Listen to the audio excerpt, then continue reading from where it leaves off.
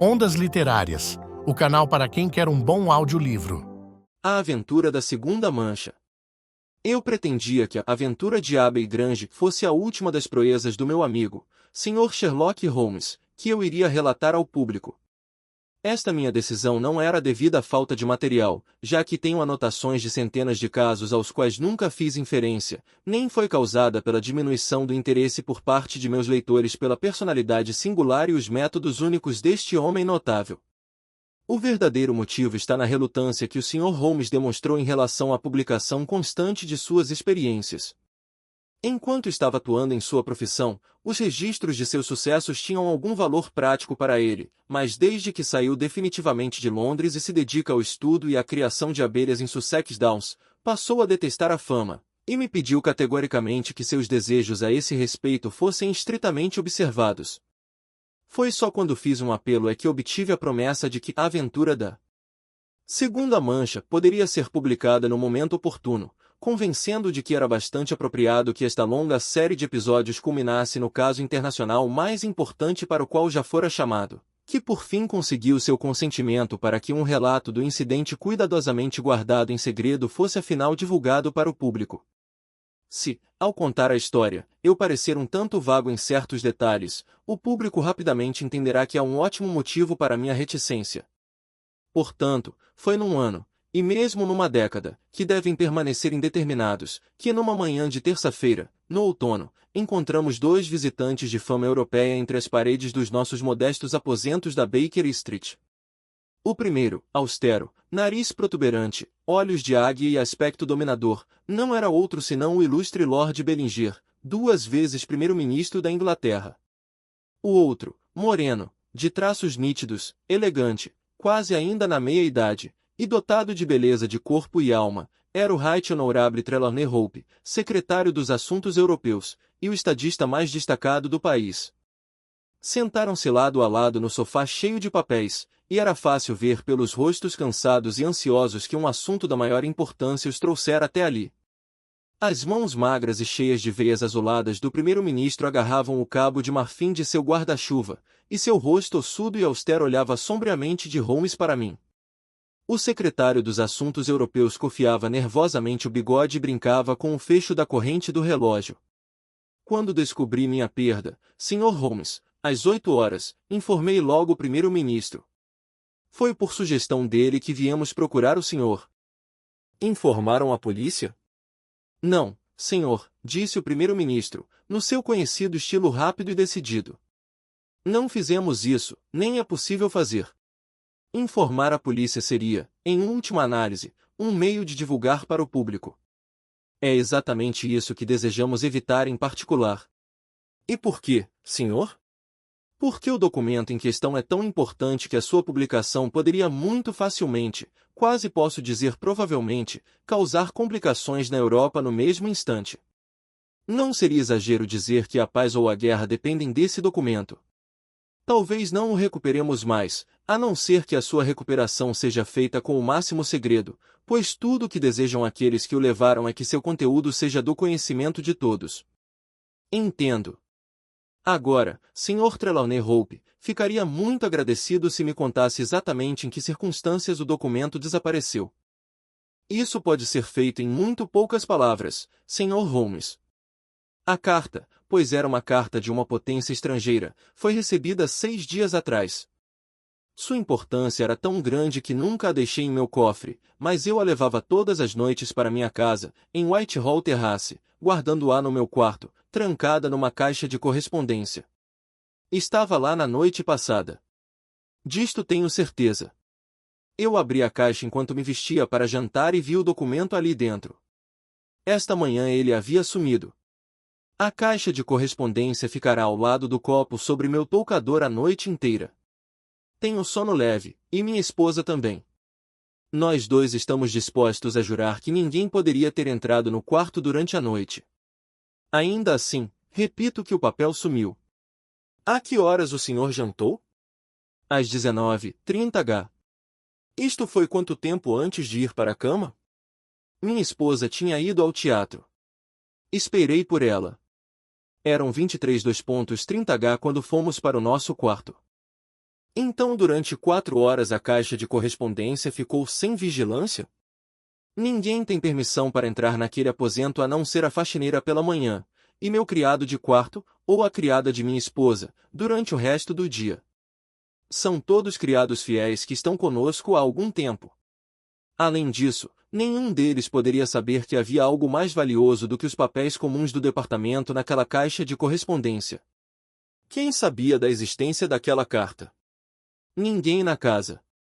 Certamente sua esposa sabia. Não, senhor. Não comentei nada com minha mulher até que perdi o papel esta manhã. O primeiro-ministro balançou a cabeça em sinal de aprovação. Já conheço há muito tempo, senhor, o seu senso de dever público, disse ele. Estou convencido de que, no caso de um segredo desta importância, ele se sobreporia aos mais íntimos laços domésticos. O secretário se inclinou. Não me faz mais do que justiça, senhor. Até esta manhã nunca disse uma só palavra à minha esposa sobre o assunto. Ela poderia ter adivinhado? Não, Sr. Holmes, não poderia, nem qualquer outra pessoa. Já perdeu algum documento antes? Não, senhor. Quem mais na Inglaterra sabia da existência dessa carta? Todos os membros do gabinete foram informados a respeito dela ontem, mas o compromisso de segredo que cerca todas as reuniões do gabinete foi reforçado pela advertência solene do primeiro-ministro. Meu Deus, pensar que em poucas horas eu mesmo perderia. Seu belo rosto estava retorcido num espasmo de desespero, e suas mãos puxavam os cabelos. Por um momento tivemos um vislumbre de um homem natural, impulsivo, ardente e bastante sensível. Mas logo a máscara aristocrática foi recolocada, e a voz suave retornou. Além dos membros do gabinete, existem 2, possivelmente 3 funcionários do ministério que sabiam da carta. Ninguém mais na Inglaterra, Sr. Holmes, eu lhe garanto. Mas, e fora? Acredito que ninguém fora da Inglaterra a viu, a não ser o homem que a escreveu. Estou convencido de que seus ministros, que os canais oficiais normais não foram utilizados. Holmes refletiu durante algum tempo.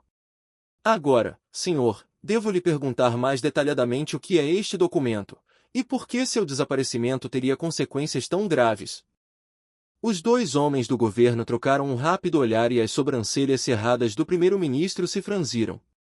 Senhor Holmes, o envelope é comprido, fino, com uma cor azul clara. Tem um selo de lacre vermelho impresso com um leão agachado. Está endereçado, numa caligrafia grande e vigorosa, para o receio, senhor, disse Holmes, que, por mais interessantes e mesmo essenciais que esses detalhes possam ser, minha investigação deve ir às raízes das coisas. O que era a carta? Isso é um segredo de Estado da maior importância, e receio não poder contar-lhe, nem penso que isso seja necessário. Se com a ajuda dos poderes que diz possuir o senhor conseguir achar esse envelope que descrevi, terá prestado um bom serviço ao seu país, e receberá a recompensa que pudermos conceder. Sherlock Holmes levantou-se com um sorriso. Os senhores são 2 dos homens mais ocupados do país, disse, e da minha maneira modesta também tenho muitos compromissos. Sinto muito não poder ajudá-los neste assunto, e qualquer continuação desta entrevista seria uma perda de tempo. O primeiro-ministro levantou-se num pulo com aquele brilho forte e intenso nos olhos profundos diante dos quais um gabinete havia se atemorizado. Não estou acostumado, senhor, começou, mas controlou sua raiva e voltou a sentar-se. Durante 1 minuto ou mais ficamos em silêncio. Então o velho estadista encolheu os ombros. Devemos aceitar suas condições, senhor Holmes. Sem dúvida está certo, e é insensato esperar que haja sem confiarmos inteiramente no senhor. Concordo com o senhor, disse o jovem. Então lhe contarei, confiando em sua honra e na de seu colega, Dr. Watson. Apelarei também para seu patriotismo, pois não posso imaginar maior desgraça para o país do que a divulgação desse caso. Pode confiar plenamente em nós. A carta, então, vem de um certo potentado estrangeiro que foi incomodado por alguns recentes acontecimentos coloniais deste país. Foi escrita apressadamente sob sua própria responsabilidade. Investigações mostraram que seus ministros não sabem de nada sobre isso.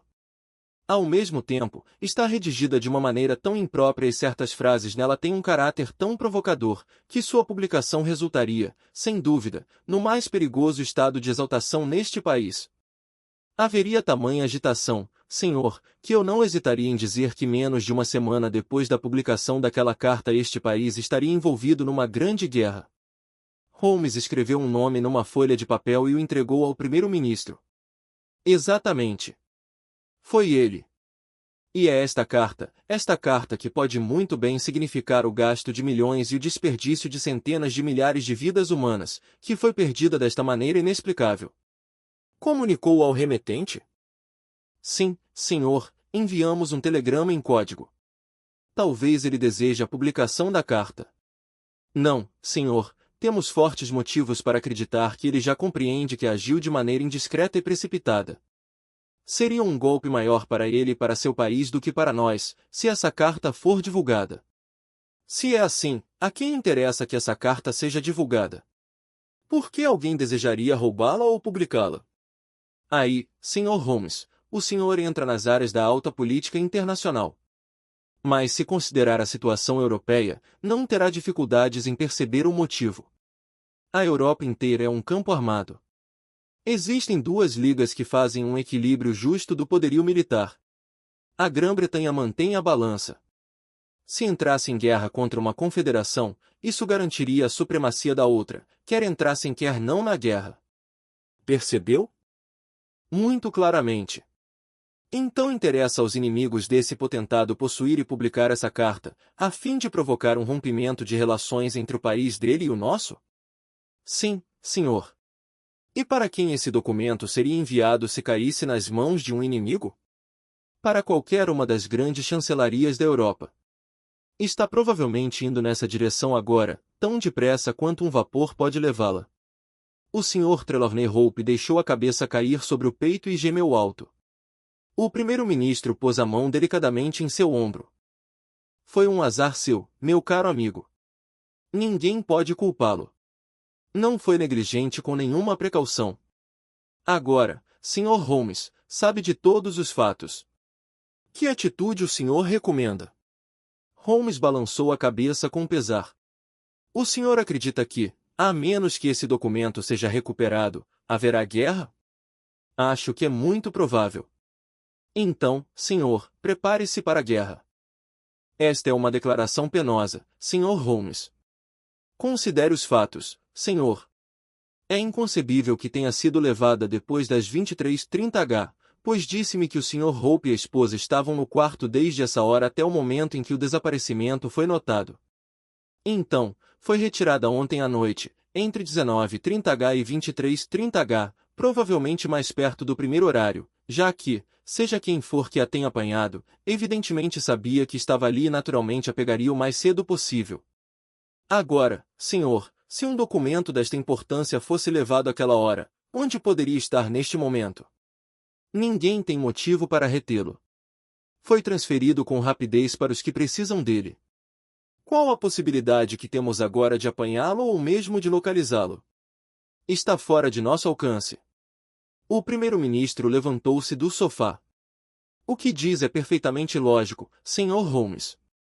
Sinto que o assunto está de fato fora de nossas mãos. Vamos presumir, apenas como raciocínio, que o documento foi levado pela criada ou pelo criado de quarto. São ambos serviçais antigos e leais. Creio que o senhor disse que o seu quarto fica no segundo andar, que não há nenhuma entrada de fora e que de dentro ninguém poderia subir sem ser visto. Então, deve ter sido alguém de casa que a levou. A quem o ladrão a entregaria? A um dos vários espiões internacionais e agentes secretos, cujos nomes me são um pouco familiares. Existem 3 que podem ser considerados os líderes, cabeças da profissão. Começarei minha pesquisa saindo e descobrindo se cada um deles está em seu posto. Se um estiver sumido, principalmente se desapareceu desde a noite passada, teremos alguma indicação do lugar para onde o documento foi. Por que ele estaria desaparecido? Perguntou o secretário de Assuntos Europeus. Ele levaria a carta para uma embaixada em Londres, provavelmente. Aposto que não. Esses agentes trabalham de modo independente, e suas relações com as embaixadas em geral são tensas. O primeiro-ministro fez um sinal afirmativo com a cabeça. Creio que está certo, Sr. Holmes. Ele levaria um prêmio tão valioso ao quartel-general com suas próprias mãos. Acho que sua linha de ação é excelente. Enquanto isso, Hope, não podemos deixar de lado todas as nossas outras tarefas por causa desse infortúnio. Se houver alguma novidade durante o dia, nós entraremos em contato com o senhor, e certamente o senhor nos informará dos resultados de suas próprias pesquisas. Os dois homens com um cumprimento saíram da sala. Depois que nossos ilustres visitantes foram embora, Holmes acendeu o cachimbo em silêncio e ficou sentado durante algum tempo, perdido em seus pensamentos.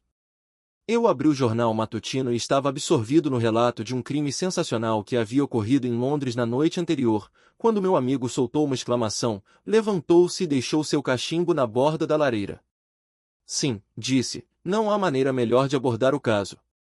A situação é desesperadora, mas não irremediável. Mesmo agora, se pudéssemos ter certeza de quem levou a carta, é bem provável que ainda não a tenha passado adiante. Afinal, tudo é uma questão de dinheiro com esses sujeitos, e tenho o tesouro da Inglaterra atrás de mim. Se estiver no mercado, eu o comprarei, se significar mais um penny no imposto de renda. É possível que o sujeito tenha guardado para ver que ofertas aparecem deste lado, antes de tentar a sorte no outro. Só existem 3 capazes de jogar um jogo tão audacioso, são Oberstein, Larrotière e Eduardo Lucas. Verei cada um deles. Dei uma olhada no jornal da manhã. É o Eduardo Lucas, da rua Godolphin? Sim. Você não o verá. Por que não?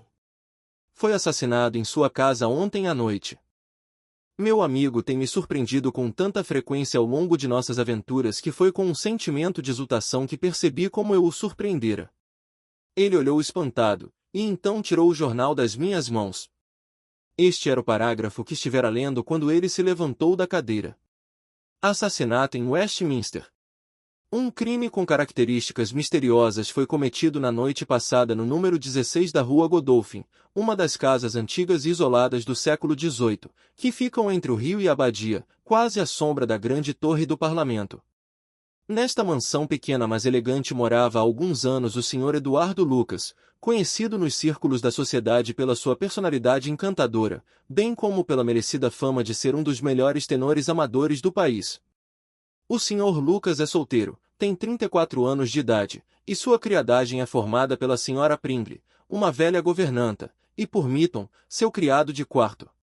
A governanta se recolhe cedo e dorme no alto da casa. O criado estava fora à noite, visitando um amigo em Hammersmith. Das 22 horas em diante, o Sr. Lucas ficou sozinho em casa.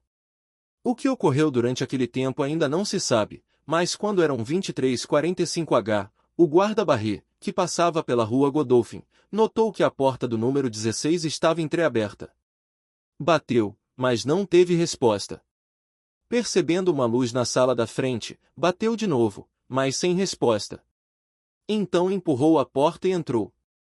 O aposento estava num estado de desordem selvagem, com a mobília toda empurrada para um lado e uma cadeira de cabeça para baixo bem no centro. Ao lado dessa cadeira, e ainda agarrando uma das pernas dela, estava o infeliz dono da casa. Fora apunhalado bem no coração e deve ter morrido instantaneamente. A faca com a qual o crime foi cometido era uma adaga indiana curvada, tirada de um painel de armas orientais que enfeitava uma das paredes. Roubo não parece ter sido o motivo para o crime, pois não houve tentativa de levar as peças valiosas do aposento. O Sr. Eduardo Lucas era tão conhecido e popular que seu destino violento e misterioso despertou um doloroso interesse e uma grande emoção num vasto círculo de amigos. Bem, Watson, o que acha disso? Perguntou Holmes, depois de uma longa pausa. É uma coincidência assombrosa. Uma coincidência. Aqui está um dos 3 homens que havíamos mencionado como possíveis atores neste drama, e ele encontra uma morte violenta no mesmo horário em que, pelo que sabemos, o drama foi encenado. São grandes os indícios de que isso não pode ser uma coincidência. Nenhum número poderia expressá-los. Não, meu caro Watson, os 2 fatos estão ligados, têm de estar ligados. Cabe a nós descobrir a ligação. Mas agora a polícia já deve saber de tudo. Não tudo. Eles sabem tudo que viram na rua Godolphin. Não sabem, e nem devem saber, nada de Whitehall Terrace. Só nós conhecemos os dois fatos. E podemos estabelecer a ligação entre eles. Existe um ponto óbvio que, de qualquer modo, atrairia minhas suspeitas para Lucas. Rua Godolphin, Westminster, é uma caminhada de apenas alguns minutos até Whitehall Terrace. Os outros agentes secretos que mencionei moram no distante West End. Portanto, era mais fácil para Lucas do que para os outros estabelecer uma conexão ou receber uma mensagem dos criados do secretário para assuntos europeus, uma coisa pequena, e ainda assim, quando acontecimentos estão limitados a um período de algumas horas, ela pode ser essencial. Ora, o que temos aqui? A senhora Hudson havia aparecido com o cartão de uma dama numa bandeja. Holmes olhou, ergueu as sobrancelhas e me entregou o cartão. Diga a Lady Trelawney Hope que tem a bondade de subir, disse. Logo depois nosso modesto apartamento, já tão procurado aquela manhã, teve a honra de receber a mulher mais graciosa de Londres. Eu ouvirá falar com frequência da beleza da filha mais nova do Duque de Belminster, mas nenhuma descrição dela, e nenhuma observação das fotografias em preto e branco haviam me preparado para o charme sutil e delicado e a coloração bonita daquela cabeça encantadora. Mesmo assim, ao vê-la naquela manhã de outono, não era a beleza a primeira coisa a impressionar o observador. O rosto era encantador, mas estava pálido de emoção, os olhos brilhavam, mas era o brilho da febre, a boca sensível estava fechada e contraída num esforço de autocontrole. Terror, não beleza, era o que saltava aos olhos quando nossa famosa visitante parou por um instante na porta aberta. Meu marido esteve aqui, Sr. Holmes? Sim, madame, esteve aqui. Sr. Holmes, eu lhe imploro que não conte a ele que estive aqui. Holmes fez uma curvatura com frieza, e indicou uma cadeira à dama. A sua condição de dama me coloca numa posição muito delicada. Por favor, sente-se e diga o que deseja, mas receio não poder fazer nenhuma promessa incondicional. Ela atravessou a sala e sentou-se de costas para a janela. Era uma presença majestosa, alta, graciosa e intensamente feminina. Sr. Holmes, disse, e suas mãos de luvas brancas se juntavam e se separavam enquanto falava, vou falar com franqueza com o senhor, na esperança de induzi-lo também a falar francamente. Existe uma confiança absoluta entre mim e meu marido em todos os assuntos, menos em um. Este é a política. Sobre isso, seus lábios estão selados. Não me conta nada. Agora, soube que houve um incidente dos mais deploráveis em nossa casa na noite passada. Sei que um papel desapareceu. Mas como o assunto é política, meu marido se recusa a confiar em mim. Agora é essencial, eu digo, que eu o entenda direito. O senhor é a única pessoa, além desses políticos, que conhece os fatos verdadeiros. Portanto eu lhe imploro, Sr. Holmes, que me conte exatamente o que aconteceu e quais as consequências. Conte-me tudo, Sr. Holmes. Não deixe que qualquer consideração pelos interesses de seu cliente o silencie, pois lhe asseguro que seria melhor para os interesses dele, se ao menos ele pudesse ver isso, se confiasse totalmente em mim. O que era esse papel que foi roubado? Madame, o que me pede é realmente impossível. Ela deu um gemido e mergulhou o rosto nas mãos. Deve compreender que isto é assim, madame. Se seu marido acha melhor que a senhora ignore esse assunto, caberá a mim, que apenas soube dos fatos verdadeiros sob a promessa de segredo profissional, contar o que ele se recusou a fazer? Não é justo me pedir isso. É a ele que deve perguntar. Eu perguntei a ele.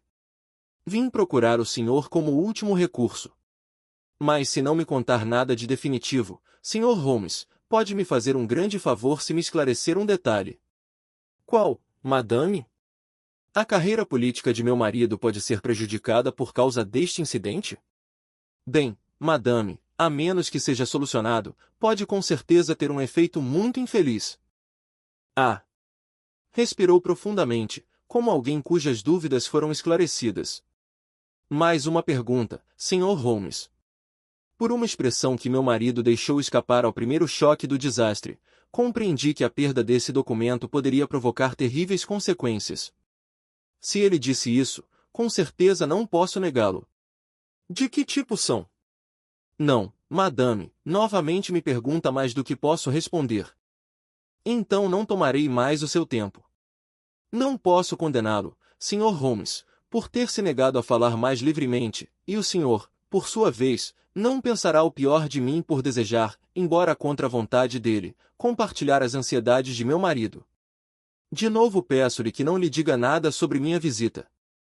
Olhou para nós da porta, e tive uma última impressão daquele bonito rosto apavorado, dos olhos atemorizados e da boca contraída. Depois foi embora. Agora, Watson, o sexo frágil é o nosso departamento, disse Holmes com um sorriso, quando o farfalhar de saias desapareceu no momento em que a porta da frente foi fechada. Qual é a jogada da bela dama? O que ela realmente queria? Com certeza o que ela disse é claro e sua ansiedade é muito natural. 1. Pense na aparência dela, Watson, seu comportamento, sua excitação contida, sua inquietação, sua insistência em fazer perguntas. Lembre-se de que vem de uma casta de gente que não demonstra a menor emoção. Ela com certeza estava muito emocionada. Lembre-se também da curiosa vivacidade com que nos garantiu que era melhor para o marido que ela soubesse de tudo. O que queria dizer com isso? E deve ter observado, Watson, como agiu para que a luz ficasse às suas costas. Não queria que víssemos sua expressão. Sim, escolheu a única cadeira da sala. Ainda assim os motivos das mulheres são inescrutáveis. Recorda-se da mulher em Margate de quem eu suspeitei pelo mesmo motivo. Sem pó no nariz, aquilo acabou sendo a solução correta. Como se pode construir nessa areia movediça? A mais trivial ação delas pode significar enormidades, ou a mais extraordinária conduta delas pode depender de um grampo para cabelo ou de uma pinça. Adeus, Watson. Vai sair? Sim, darei um pulo até a rua Godolphin com nossos amigos da polícia oficial. A solução do nosso problema está com Eduardo Lucas, embora deva admitir que não tenho nenhuma ideia da forma que pode assumir. É um erro fundamental teorizar antes de se conhecerem os fatos. Fique de guarda, meu bom Watson, e receba quaisquer novos visitantes. Devo encontrá-lo no almoço, se puder.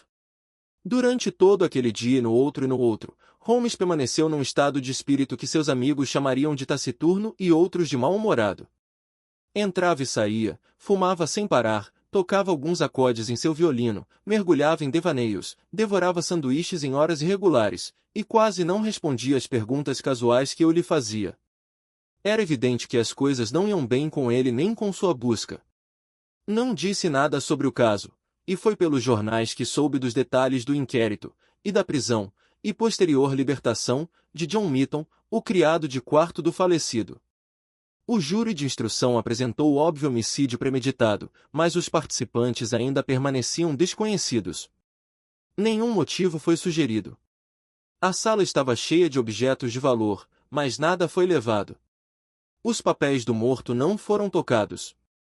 Foram examinados com cuidado, e mostraram que ele era um estudioso atento da política internacional, um tagarela infatigável, um notável poliglota e um incansável escritor de cartas.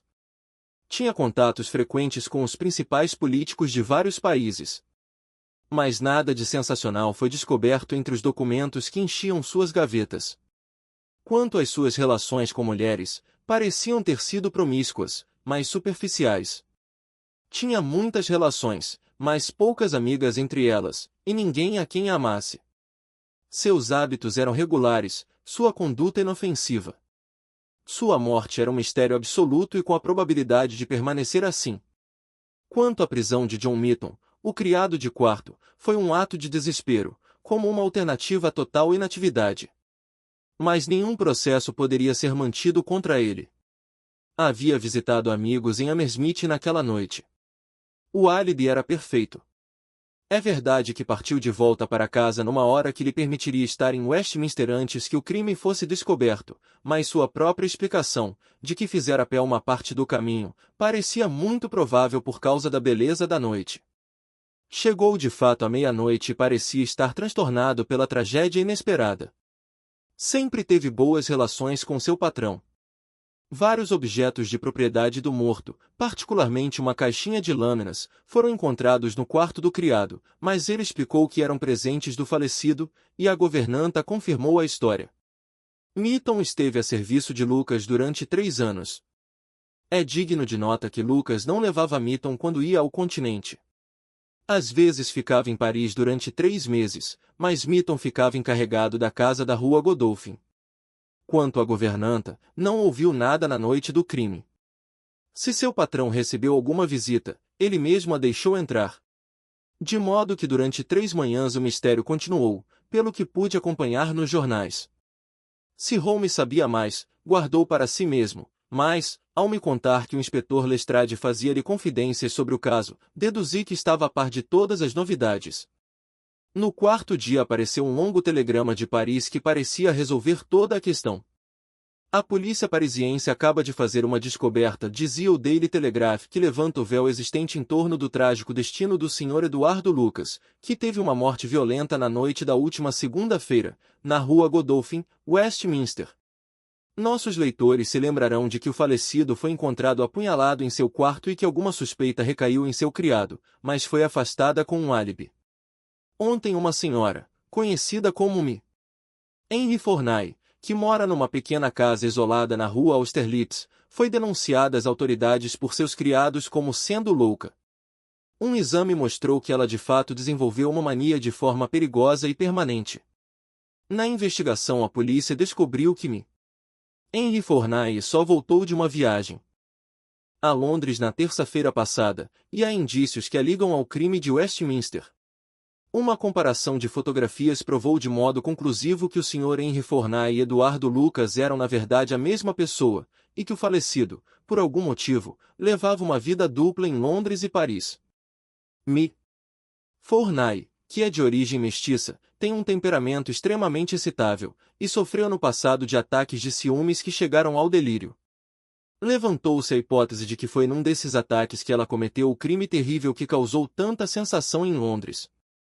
Seus movimentos na noite de segunda-feira ainda não foram reconstituídos, mas sem dúvida uma mulher que corresponde à descrição dela atraiu muita atenção na estação de Charing Cross na manhã de terça-feira, por causa do seu aspecto transtornado e da violência de seus gestos.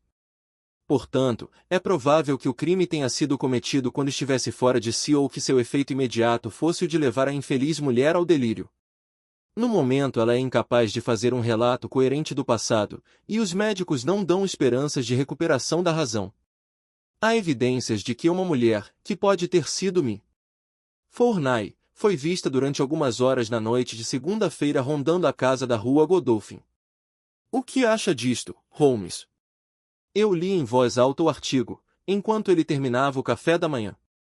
Meu caro Watson, disse ao se levantar da mesa, passando a andar de um lado para o outro na sala, você é muito paciente, mas se não lhe contei nada nos últimos 3 dias, é porque não há nada para dizer. Mesmo agora, esta reportagem de Paris não nos ajuda muito. Com certeza é definitivo no que se refere à morte do sujeito.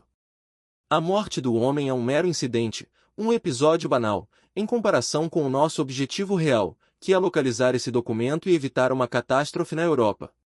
Apenas uma coisa importante aconteceu nesses últimos 3 dias, e é o fato de que nada aconteceu. Tenho notícias quase de hora em hora do governo, e é certo que em nenhum lugar na Europa existem sinais de problemas.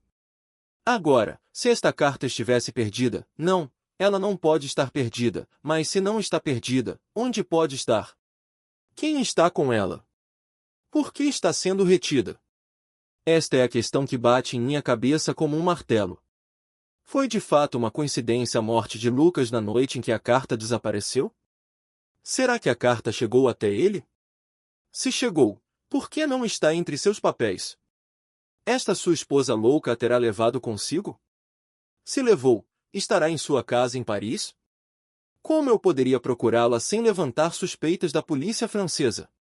É um caso, meu caro Watson, em que a justiça é tão perigosa para nós quanto para os criminosos.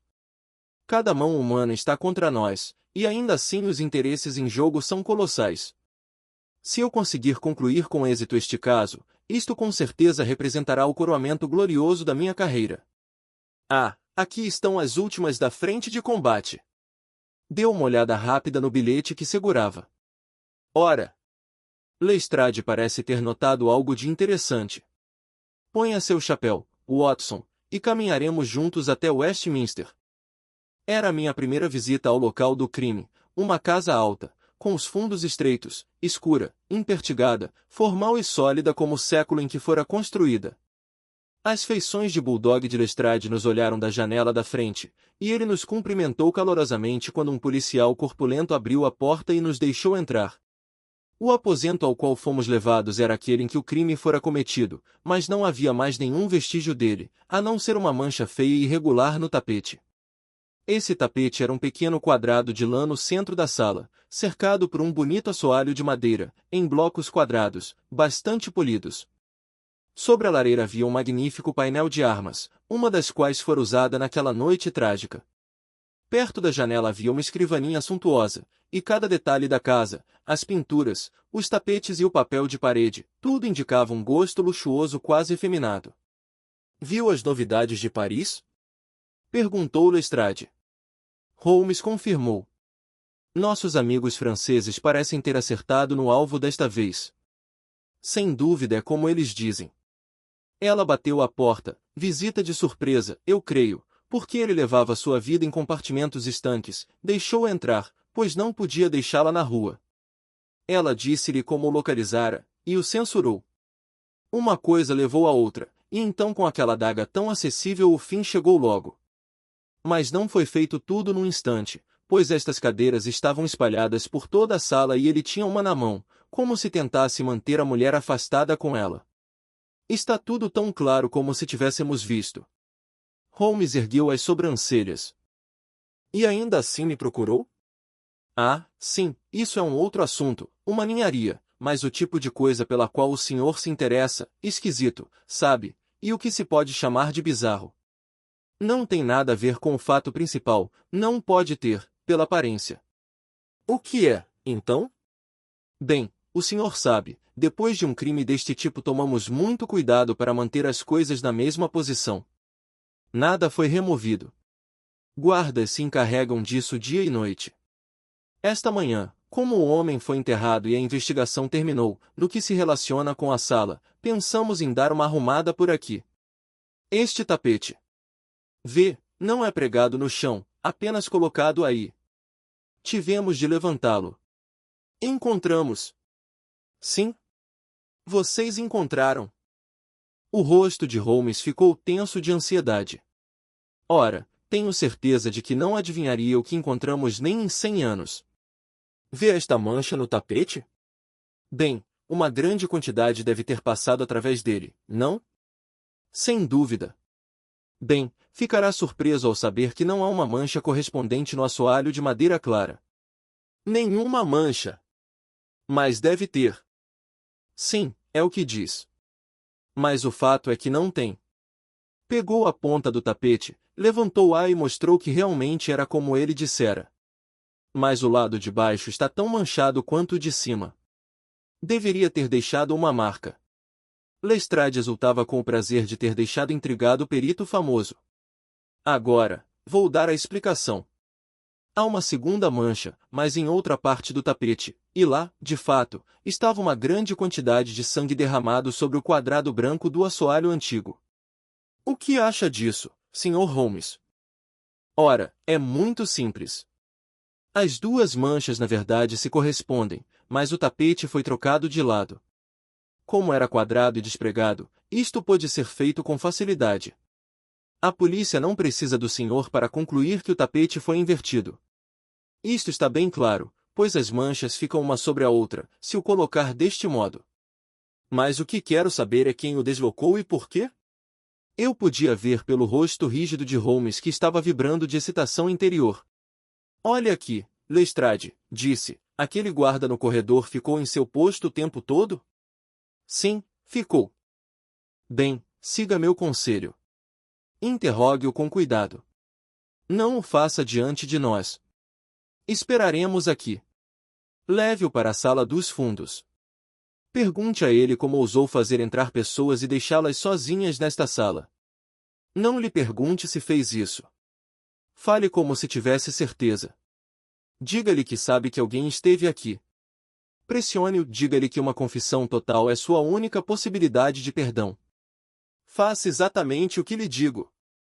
Por Deus, se ele souber, eu o afastarei! Exclamou Lestrade. Correu para o saguão e alguns momentos depois sua voz arrogante soou nos fundos da casa. Agora, Watson, agora! Exclamou Holmes com uma impaciência exaltada. Toda a força demoníaca do homem escondida atrás daquele comportamento indiferente explodiu num paroxismo de energia. Arrancou o tapete do chão, e num instante estava com as mãos e os joelhos no chão, pressionando para baixo cada um dos quadrados de madeira. Um deles girou de lado quando ele colocou a unha em sua borda. Abria-se como a tampa de uma caixa. Uma pequena cavidade negra abriu-se embaixo. Holmes meteu nela sua mão impaciente e a retirou com um rugido agudo de raiva e desapontamento. Estava vazia. Depressa, Watson, depressa! Encaixe de novo. A tampa de madeira foi recolocada, e o tapete acabará de ser posto no lugar quando ouviram a voz de Lestrade no corredor. Ele encontrou Holmes apoiado languidamente na lareira, resignado e paciente, tentando disfarçar seus bocejos irreprimíveis. Desculpe-me por tê-lo deixado esperando, Sr. Holmes. Posso ver que está bastante entediado com todo esse caso. Bem, ele confessou, tudo certo. Vem aqui dentro, Macpherson. Deixe estes cavalheiros ouvirem a respeito de sua conduta indesculpável. O policial corpulento, muito vermelho e arrependido, aproximou-se. Eu achei que não tinha nada de mal, senhor. A jovem veio até a porta ontem à tarde, errou de casa, ela disse. E então começamos a conversar. É muito solitário, quando se fica de guarda aqui o dia inteiro. Bem, o que aconteceu, então? Ela queria ver o lugar onde o crime foi cometido, lera sobre ele nos jornais. Era uma jovem muito respeitável, bem educada, senhor, e não vi mal nenhum em deixá-la dar uma olhada. Quando viu aquela marca no tapete, caiu no chão e ficou como se estivesse morta. Corri para os fundos e peguei um pouco de água, mas não consegui reanimá-la. Então saí, dobrei a esquina e fui até o Eve Plant em busca de brandy, e quando trouxe, a jovem já se recuperara e saíra, envergonhada, eu diria, e sem coragem de me encarar. E sobre aquele tapete que foi moído? Bem, senhor, estava um pouco enrugado, é claro, quando voltei. Ora, ela caiu sobre ele, e ele fica num assoalho polido sem nada para segurá-lo no lugar. Eu o endireitei depois. É uma lição para você aprender que não pode me enganar, guarda Macpherson, disse Lestrade com dignidade. Sem dúvida pensou que sua falta no cumprimento do dever nunca seria descoberta, e ainda assim uma ligeira olhada naquele tapete foi suficiente para me convencer de que alguém fora admitido na sala. Sorte sua, meu rapaz, que não esteja faltando nada, senão já estaria na rua Queer. Lamento tê-lo chamado por causa de uma coisa tão insignificante, Sr. Holmes, mas achei que o fato de a segunda mancha não corresponder à primeira interessaria ao senhor. Com certeza foi muito interessante. Esta mulher só esteve aqui uma vez, guarda? Sim, senhor, apenas uma. Quem era ela? Não sei o nome, senhor. Estava respondendo a um anúncio sobre datilografia e veio ao número errado, uma jovem muito agradável e gentil, senhor. Alta? Bonita? Sim, senhor, era uma mulher alta e jovem. Pode-se dizer que ela era bonita. Talvez alguns dissessem que era muito bonita. Oh, guarda, deixe-me dar uma olhada, ela disse. Tinha um jeito elegante e persuasivo, como se poder dizer, e pensei que não havia nada de mal em apenas deixá-lo espiar pela porta. Como estava vestida? Discretamente, senhor. Uma capa longa, até os pés. A que horas foi isso? Estava anoitecendo. Começavam a acender os postes quando eu voltei com o brandy. Muito bom, disse Holmes. Venha, Watson, creio que temos um trabalho mais importante num outro lugar.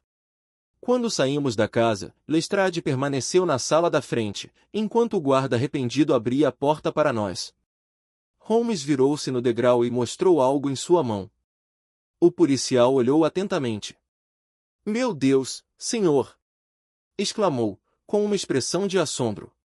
Holmes pôs o dedo nos lábios, enfiou a mão no bolso da frente, e começou a rir enquanto descíamos a rua.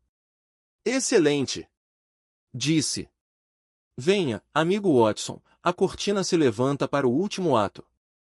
Ficará aliviado em saber que não haverá guerra nenhuma, que o Right Honorable Trelawney Hope não sofrerá nenhum golpe em sua carreira, que o soberano indiscreto não receberá punição alguma por sua indiscrição, que o primeiro-ministro não terá de lidar com nenhuma complicação europeia, e que, com um pouco de tato e esperteza de nossa parte, ninguém perderá um pênis sequer pelo que foi um incidente muito perigoso.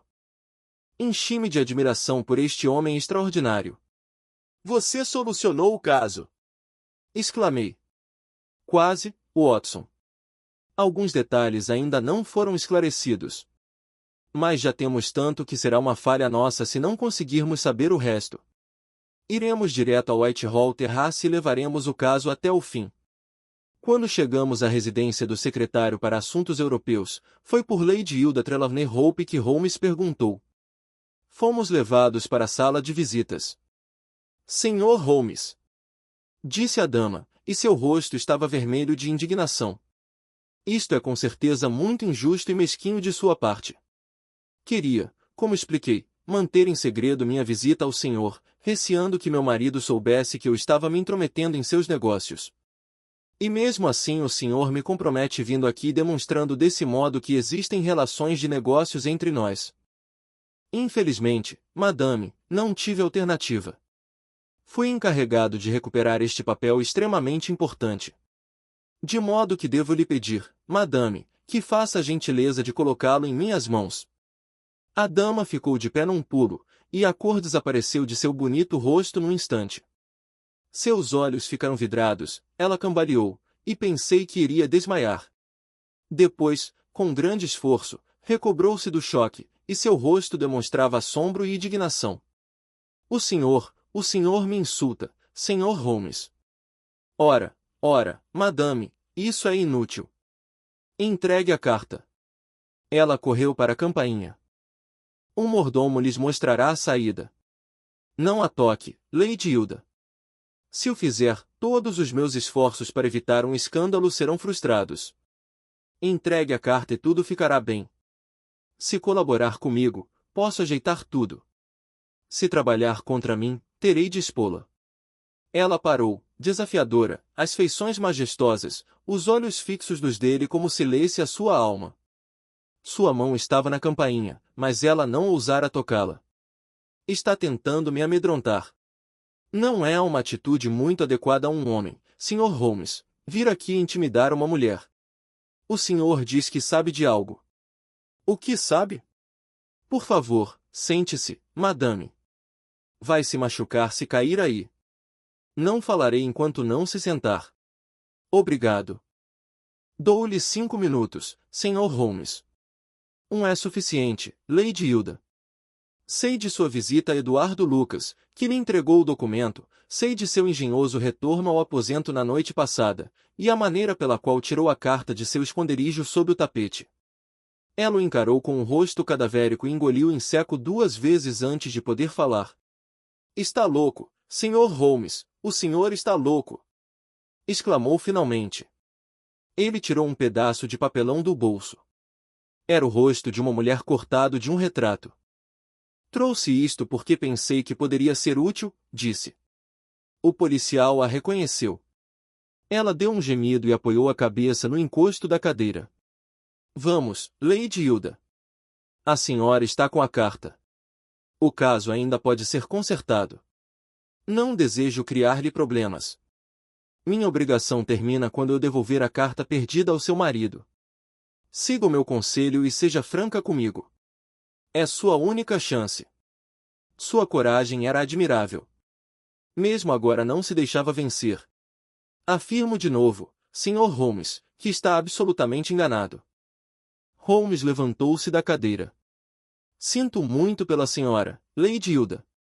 Fiz o máximo que pude. Vejo que foi tudo em vão. Ele tocou a campainha. Um mordomo entrou. O Sr. Trelawney Hope está em casa? Ele estará em casa, senhor, às 12h45h.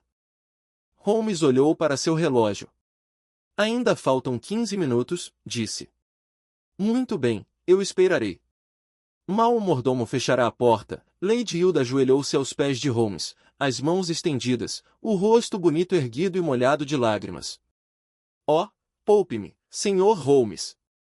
Poupe-me! Implorou, numa súplica frenética.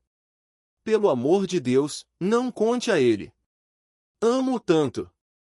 Não seria capaz de provocar uma única mancha em sua vida, e sei que isto partiria seu coração nobre. Holmes ergueu a dama. Estou grato, madame, por ter dado ouvidos à razão, mesmo neste último instante. Não temos tempo a perder. Onde está a carta? Ela correu até uma escrivaninha, destrancou-a e tirou um envelope azul comprido. Aqui está, Sr. Holmes. Gostaria de nunca tê-la visto. Como podemos devolvê-lo? Murmurou Holmes. Rápido, rápido, devemos pensar em alguma maneira. Onde está a caixa de correspondência? Aqui no quarto dele. Que golpe de sorte! Depressa, madame, traga-a aqui.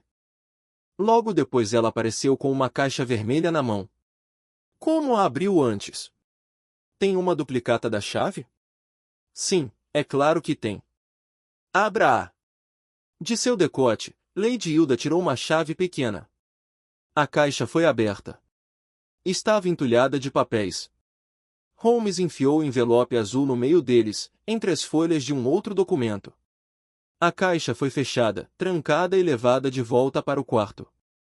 Agora estamos prontos para recebê-lo, disse Holmes.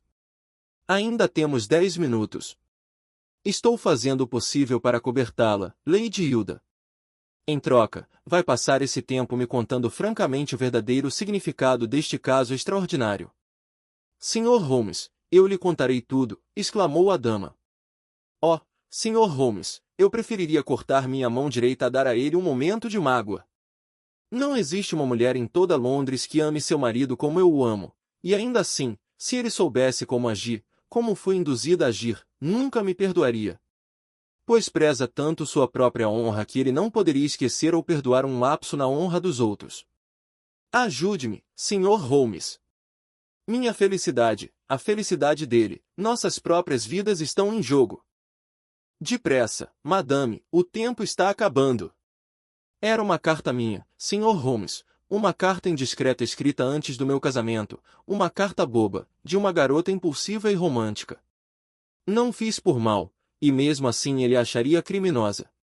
Se tivesse lido essa carta, toda a sua confiança em mim seria destruída para sempre. Já se passaram anos desde que a escrevi. Pensei que todo esse assunto estivesse esquecido.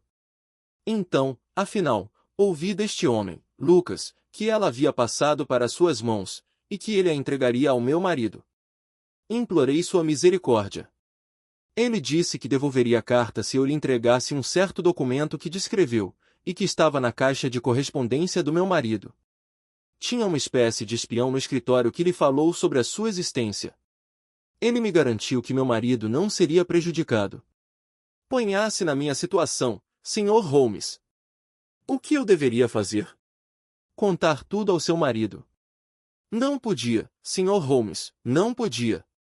De um lado, parecia ser a ruína certa, e de outro, por mais terrível que parecesse tirar um papel de meu marido, ainda mais sobre um assunto político, não podia compreender as consequências, enquanto em matéria de amor e confiança era tudo muito claro para mim. Eu o fiz, Sr. Holmes. Tirei um molde da chave. Esse homem, Lucas, fez uma duplicata. Abri a caixa de correspondência dele, tirei o papel e o levei à rua Godolphin. O que aconteceu lá, madame? Bati na porta da maneira combinada. Lucas a abriu. Fui atrás dele até a sala, deixando a porta do saguão entreaberta, pois temia ficar sozinha com aquele homem. Lembro-me de que havia uma mulher do lado de fora quando entrei. Nosso negócio foi feito logo. Ele estava com a minha carta em sua mesa, e eu lhe entreguei o documento. Ele me deu a carta. Nesse momento ouvimos um barulho à porta. Passos no corredor. Lucas afastou rapidamente o tapete, jogou o documento em algum esconderijo ali e o cobriu. O que aconteceu depois disso parece um pesadelo.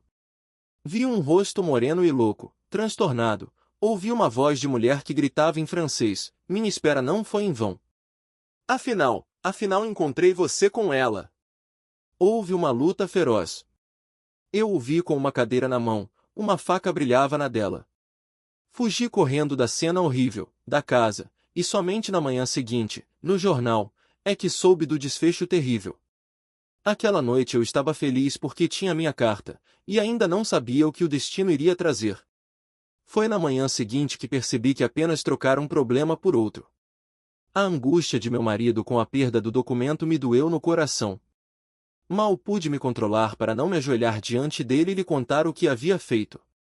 Mas isso seria de novo uma confissão do passado. Vim procurar o Senhor naquela manhã para compreender a plena dimensão do meu ato. Desde o instante em que compreendi, eu só pensava em trazer de volta o papel do meu marido. Ainda devia estar no lugar onde Lucas o colocará, porque for escondido antes que aquela mulher horrível entrasse na sala.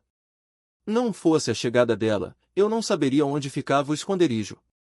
Como eu poderia entrar na sala? Durante 2 dias fiquei vigiando o lugar, mas a porta nunca foi deixada aberta. Na noite passada fiz minha última tentativa. O que fiz e como me saí o senhor já sabe. Trouxe o papel de volta e pensei em destruí-lo, já que não via um jeito de devolvê-lo sem confessar ao meu marido a minha culpa.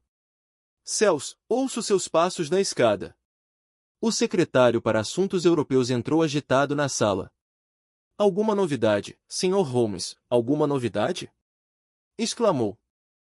Tenho algumas esperanças. Ah, graças aos céus! Seu rosto ficou radiante. O primeiro-ministro vai almoçar comigo. Posso contar a ele sobre as suas esperanças? Ele tem nervos de aço, mas sei que mal tem conseguido dormir desde esse incidente terrível. Jacobs, poderia pedir ao primeiro-ministro para subir? Quanto a você, querida, este é um assunto político. Espere na sala de jantar. Estaremos lá daqui a alguns minutos. A atitude do primeiro-ministro era controlada, mas pude ver pelo brilho de seus olhos e pelo tremor de suas mãos ossudas que estava tão excitado quanto seu jovem colega. Creio que tem algo a contar, Sr. Holmes. Puramente negativo por enquanto, respondeu meu amigo. Investiguei cada ponto onde poderia estar, e tenho certeza de que não há perigo algum a temer. Mas isso não é suficiente, Sr. Holmes. Não podemos viver eternamente nesse vulcão. Precisamos ter algo definitivo. Tenho esperanças de consegui-lo. É por isso que estou aqui. Quanto mais penso no assunto, mais fico convencido de que a carta nunca saiu desta casa. Sr. Holmes. Se tivesse saído, a esta altura já teria sido publicada, com certeza. Mas por que alguém a pegaria para deixá-la em sua própria casa? Não tenho certeza de que alguém a pegou. Então como ela pode ter saído da caixa de correspondência? Não estou convencido de que ela chegou a sair da caixa de correspondência. Sr. Holmes, esta brincadeira é muito importuna. Eu lhe asseguro que a carta saiu da caixa. O senhor examinou a caixa desde terça de manhã? Não. Não foi necessário. Provavelmente apenas deu uma olhada superficial. Impossível, eu afirmo. Mas não estou convencido disso. Sei que essas coisas acontecem. Presumo que haja outros papéis ali. Ora, pode ter sido misturada com os outros. Estava bem em cima. Alguém pode ter sacudido a caixa e tê-la tirado do lugar. Não, estava tudo em ordem. Bem, isto pode ser resolvido facilmente, Hope, disse o primeiro-ministro. Traga a caixa de correspondência. O secretário tocou a campainha. Jacobs, traga minha caixa de correspondência. Isto é uma perda de tempo idiota, mas, se nada mais irá convencê-lo, isso será feito. Obrigado, Jacobs. Ponha-a aqui. Sempre guardei a chave na corrente do meu relógio. Aqui estão os papéis, veja. Carta do Lord Merrov, relatório de Sir Charles Hard, memorando de Belgrado, notas sobre as taxas de grãos russos-germânicas, carta de Madrid, bilhete do Lord Flowers, meu Deus! O que é isto? Lord Bellinger! Lord Bellinger! O primeiro-ministro viu o envelope azul na mão dele. Sim, é ele, e a carta está intacta. Hope, eu lhe dou os parabéns. Obrigado. Obrigado. Que peso me tirou do coração. Mas isto é inconcebível, é impossível. Senhor Holmes, o senhor é um feiticeiro, um adivinho. Como descobriu que estava aqui? Por que sabia que não estava em nenhum outro lugar? Não consigo acreditar em meus olhos. Ele correu para a porta. Onde está minha esposa? Preciso dizer-lhe que está tudo bem. Hilda! Hilda! Ouvimos sua voz nas escadas. O primeiro-ministro olhou para Holmes piscando os olhos. Ora, senhor, disse. Há mais coisa nisso do que aquilo que parece à primeira vista. Como é que a carta voltou para a caixa? Holmes desviou-se sorridente do exame atento daqueles olhos cintilantes. Também temos nossos segredos diplomáticos, disse, pegando seu chapéu, virou-se para a porta. Asterisco. Fim. Obrigado por assistir. Se esse conteúdo lhe foi útil, deixe um like, se inscreva no canal e que Deus te abençoe.